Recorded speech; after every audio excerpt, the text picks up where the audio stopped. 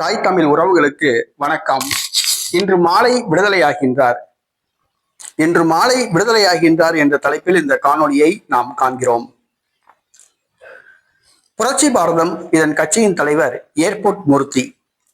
இவர் பறையர் சமூகத்தின் ஒரு ஒப்பற்ற ஒரு தலைவர். வட மாவட்டங்களில் பறையர் சமூகத்து மக்கள் மத்தியிலே ஒரு எழுச்சியை ஏற்படுத்தியவர். தமிழ் தேசிய பாதையில் இவர் பயணித்துக் கொண்டிருக்கிறார். வருகிற சட்டசபை தேர்தலில் நாம் தமிழர் கட்சி சார்பில் களமிறங்க உள்ளார்.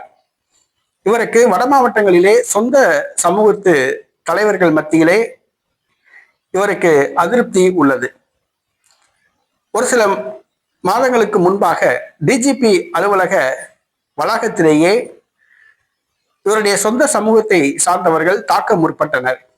அப்பொழுது ஏர்போர்ட் மூர்த்தி அவர்கள் தன் பையில் வைத்திருந்த ஒரு சிறிய கத்தியை காண்பித்தவுடன் அவர்கள் ஓடிவிட்டனர். இது காணொளியில் வைரலானது.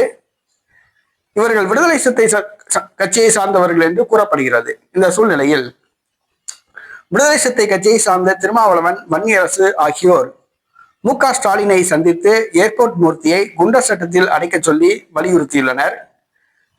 ஒரு சில நாட்களில் ஏர்போர்ட் மூர்த்தி குண்டர் சட்டத்தில் அடைக்கப்பட்டார். இவரை தாக்கியவர்கள் கைது செய்யப்படவில்லை. ஆனால் குண்டர் சட்டத்தின் கீழ் ஏர்போர்ட் மூர்த்தி கைது செய்யப்பட்டு சிறையில் அடைக்கப்பட்டிருந்தார். குண்டர் சட்டத்தை உடைப்பதற்காக நீதிமன்றத்தில் வழக்கு தொடுக்கப்பட்டு வந்தது. இன்று விசாரித்த நீதிபதி குண்டர் சட்டத்தை தவறாக பயன்படுத்தி ஏர்போர்ட் மூர்த்தி கைது செய்யப்பட்டுள்ளதாக கருத்து கூறினார். மேலும் அவர் மீது போடப்பட்ட குண்டர் சட்டத்தை ரத்து செய்து உத்தரவிட்டார். இன்று மாலை ஏர்போர்ட் மூர்த்தி விடுதலையாவார் என்று எதிர்பார்க்கப்படுகிறது.